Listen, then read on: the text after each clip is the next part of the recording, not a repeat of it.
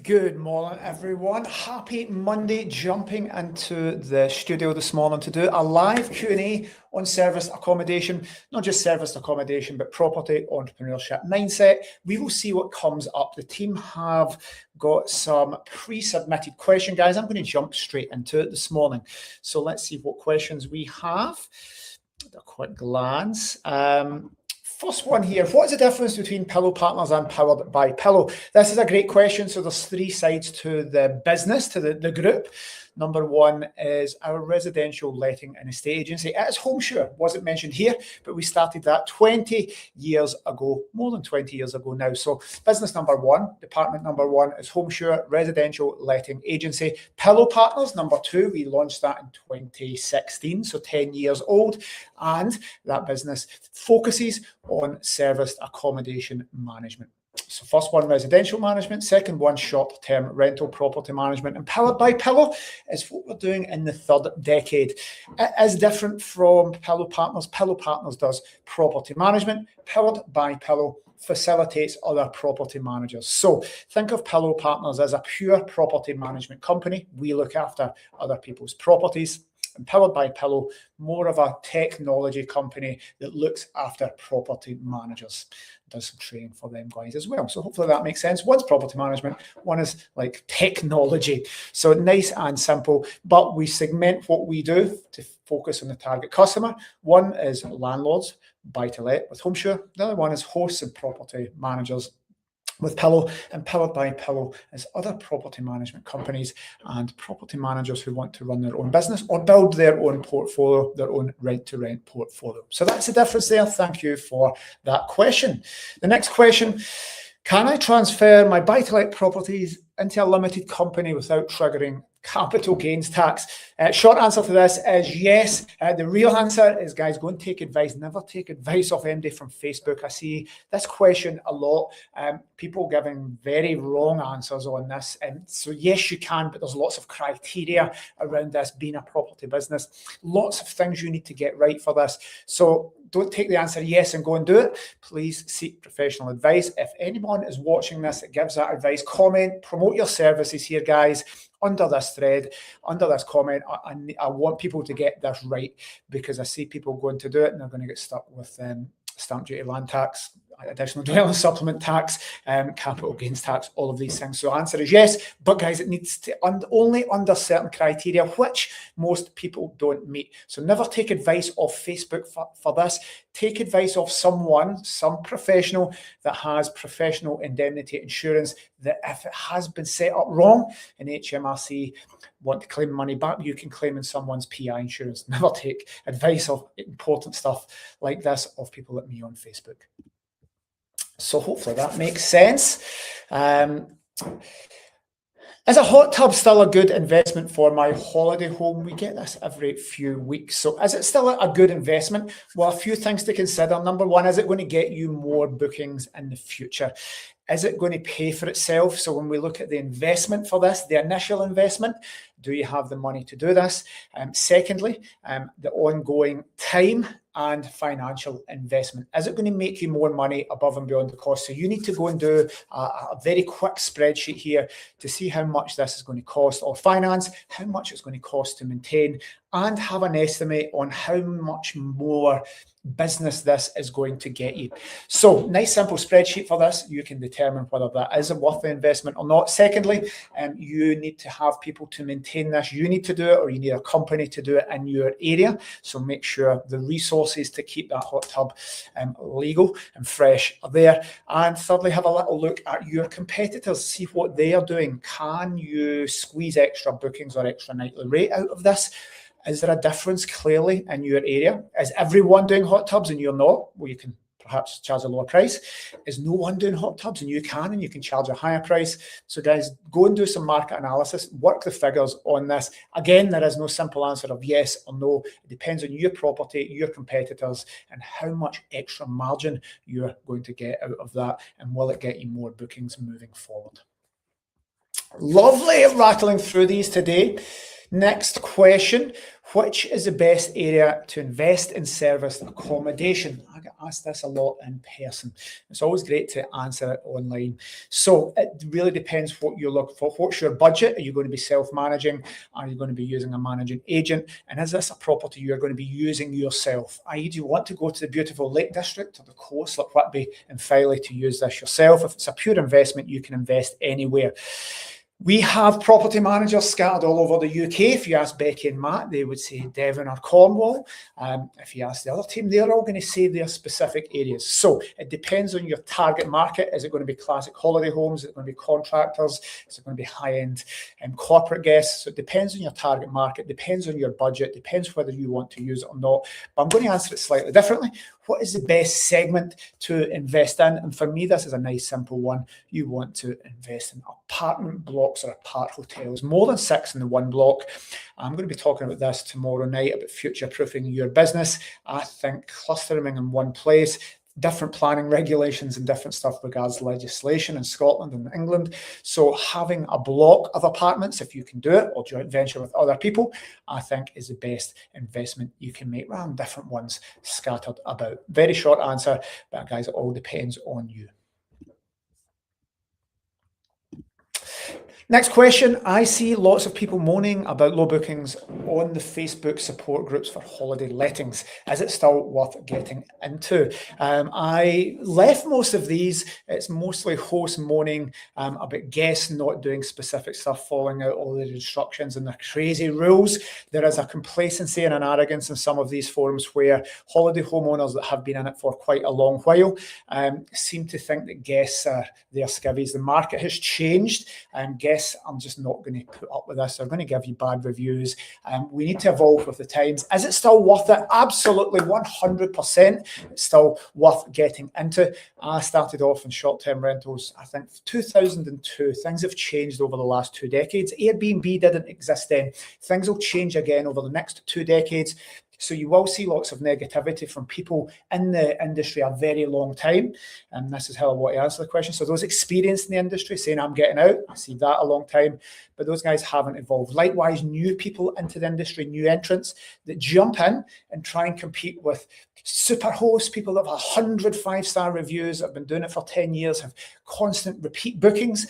Somebody's maybe done a 2-day course or watched a webinar and think they're going to launch a property and just churn off $2,000 a month profit. That's unrealistic as well. So there are lots of people failing in this. There are lots of people succeeding. They're probably just not shouting about it. They're going about their business. And the answer to the question, is it still worth getting into? Yes, but you will see people on the forums being negative. You'll also see people on the forums being super positive and over positive because they're selling you courses and other stuff. So you need to take everything you see online with a pinch of salt, apart from my answers, of course, because they're all gospel. It is definitely worth getting into. We manage hundreds and hundreds of successful properties for people. So it is, but guys, just don't get caught up in all the noise. Do what's right for you. Find your strategy, find your edge, be different from your competitors, offer an amazing level of service, do it right, and you will be much more chance of successful than people that are complacent, not changing with the times, or just jumping in and just thinking they're going to make money, hands off. Next question. What are your thoughts on those offering education in the service accommodation industry? Should I stay away or is it worth doing? Mixed reports. So quite funny reading all the threads about this. Some people just detest it, would never pay for property education. Some people are course junkies and go on absolutely everything. And I probably fall somewhere in between on that. Having started this in I've been a landlord since I was 17 in 1998, had started working in this industry in 2002 and set up my own management company in 2006. So I've been here a long time, 20 plus years, and I've seen people starting off in education with 6 months experience under their belt. So there's some people, at this side, some massive con artists Then there's people just trying and making a hustle and thinking, oh, I've had some success with a couple of Airbnbs or a couple of rent-to-rents. I'm now going to offer training, coaching, mentoring. There's some people in the middle that are absolutely amazing at it and are good and are in the weeds, are in the operational stuff and can add value. And then there's super experts at this end, people who have been there and done it massively. So I have paid for property education. I have paid for business education, mentoring, mindset stuff. I'm currently doing that with 2 mentors at the moment. One of my mentors has made hundreds of millions of pounds in property. So are they going to teach me stuff? Yes. They probably don't know as much about serviced accommodation as me, but in every single other field, like wealth creation, setting up company, everything, they're much, much more experienced than me. I happen to know more about serviced accommodation than them, but they know more about everything else and they're further on in life than me. So there are many people out there. I'll jokingly say there's more coaches in National Express. There's 75% you should stay away from. 20% are good and worth the money, and 5% there that are absolutely amazing. Find out who's right for you. It doesn't just need to be property. It could be accountability and goal setting. But there are a lot of people that I see that shouldn't be doing it. But likewise, a lot of people I see that are amazing at it, and I would rate and I would pay to go in their stuff as well, even in the service accommodation industry, because you always learn something. I would stay away from the never do any education and never do anything. And it's all a waste of time and you can learn all online. That's probably stupid. If you could advance further, faster, quicker, make fewer mistakes, make more money in a shorter period of time to pay somebody a little bit of coaching or mentoring or do a course, it's definitely worth it. But I'd say most people that have paid for money have paid money to people that wasn't worth it at some point in their timeline. So do your due diligence, ask for recommendations and find the right person for you at the right stage. Lovely. Next question. Which franchise areas do you still have remaining in the UK? Probably easier to, don't think you'll think this is a pre-submitted one from somewhere else. Half of them are gone, so I think half of the regions, if we looked at the map, are shaded as gone. Guys, email us over at partners@pillowpartners.co.uk and let me know which area you are in. So we've got lots of old franchisees, we've got lots of new licensees, so more than half the map is gone. Let me know your area, partners@pillowpartners.co.uk, and the team will see what area you're in and see if that is available, and we'll give you all the information over. Anybody else watching, guys, that wants to partner with us to set up their own property management business, be in partnership and business partners with me and Pillow, email us at partners@pillowpartners.co.uk. I will change that to something more catchy. Partners@pillowpartners.co.uk. Guys, I'm going to check if you have any questions. Please fire them in because I've rattled through these and I've got another 8 minutes left. So I've got time for one more live question. If I wanted to use your management services, what do I do or who do I contact? Nice and simple, hosts@pillowpartners.co.uk. We have host liaison managers. We will link you with your nearest one. They will just take your details. You get a little free consultation with the guys, 20-minute phone call. They'll find out about you and your property, and then we will put you to your local property manager. So we'll find out all your details. We'll give you all the information at a higher level. So services, costs, is the time right for you? Do you need full management or partnership service? What level do you need? What are the costs associated with that? Give you all the high level details. Then we pass you to your local property manager. Every person that uses our management services, Pillow Partners, has their own local property manager. And those guys know a lot more than me about your local area. They know when to put rates up, when to drop rates, transport, restaurant recommendations, events, all of these things. So we match it and email over hosts@pillowpartners.co.uk. Step 2, host liaison manager will arrange a call with you, get your details, then we'll pass you on to your local property manager who will personalise that advice based around your property. So hopefully that makes sense, guys. Let's have a little look at any other questions coming in. Normally the team load these in for me now. Let me see. Good. Right, that's a nice quick one for me this week, guys. If you haven't got your question answered, you're watching this on a replay somewhere, just email us over hosts@pillowpartners.co.uk and I will answer your questions. I'm going to be back to doing these live every single week. So just email us over hosts@pillowpartners.co.uk with your questions about service accommodation, property, mindset, buy-to-let, business, entrepreneurship, anything to do with that wide sphere of topics, and I'd love to answer it live. Lastly, guys, questions coming in. But lastly, guys, if you want to jump on as a guest expert and help me answer these questions, so you could be a thing about planning, tax, anything that would make the audience happy and provide value, then please let me know. We can jump on together. You can jump on from your side and we will answer these questions. Great way to promote your business, provide value to the audience. And I see a question coming in, so I'm going to jump on and do one final one. So Robert asks, how do I find out if my house is acceptable by the local council for Airbnb? So there's so many local authorities across the UK. They all do different things. If I take Scotland's 32 local authorities, if I'm right, England has a lot more. So contact your local authority. There will be planning guidelines. If it's in Scotland, it is all clearly set out what they require because you need a license. But contact your local authority in your specific area, Robert. Go into all the little forums and your groups for service accommodation. There will be people there that have already done it. So the local Airbnb support groups and landlord groups in your area. What you want is in line with the local authority planning stuff. So you don't want to be going against the grain and fighting against the council. Now, in Scotland, that's all set up. You need to apply. You need to get a license. But in England, this will be coming in the future. So it's very simple in Scotland. Well, it's complicated, but we know what we need to apply for the license. In England and Wales, it's slightly different, but your local authority should have some guidelines on this. Robert, if we say Airbnbs, if we say service accommodation, they may not have a lot of experience in that.